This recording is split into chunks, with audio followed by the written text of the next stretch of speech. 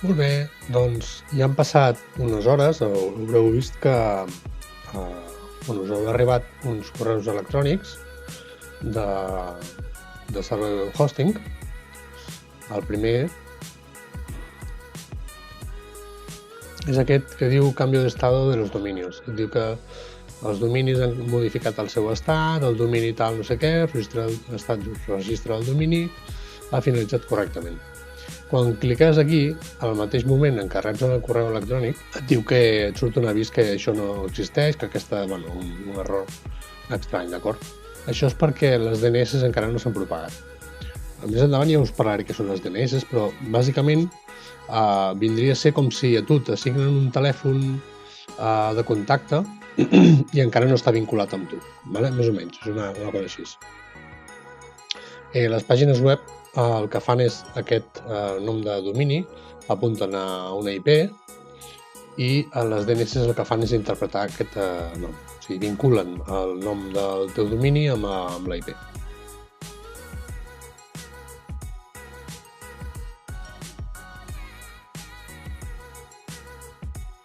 Fins que han de passar unes hores fins que aquest canvi no es fa efectiu, d'acord?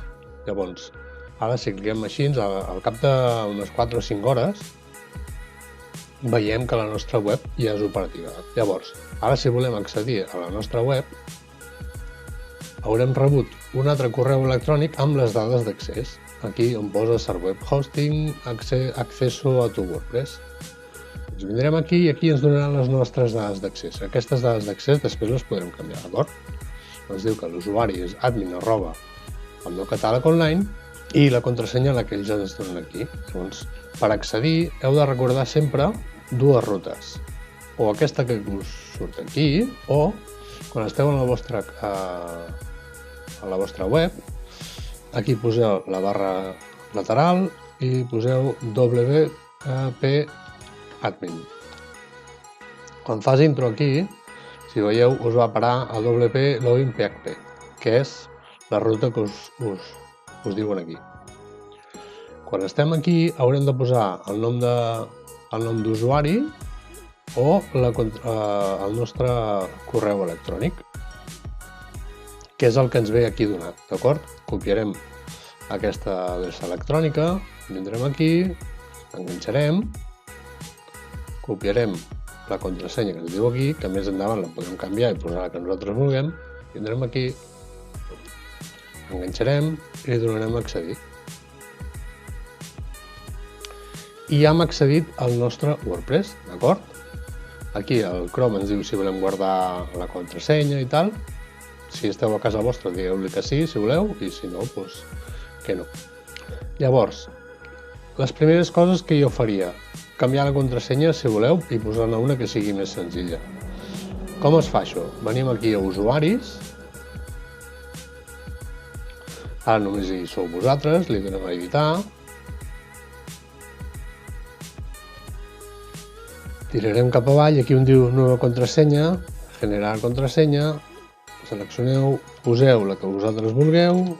Què més podeu fer? En comptes de que surti aquest correu electrònic, podeu posar a l'àlies, feu així i poseu el vostre nom o el nom de la vostra botiga, el que vulgueu. Aquí on diu mostrar este nombre públicamente, cliqueu i podeu escollir que es mostri el vostre nom i li doneu a actualitzar el perfil. Vale, què més? Ara anem a veure les coses bàsiques que necessitarem per fer el nostre catàleg online, d'acord?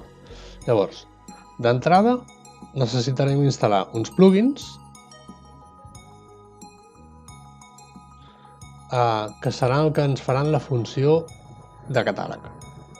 Un serà el WordPress,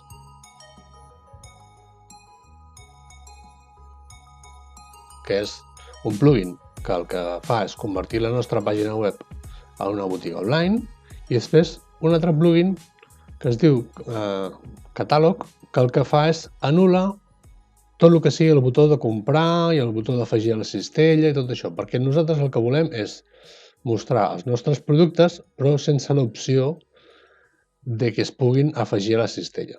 D'acord? Doncs anem a veure com es pot fer.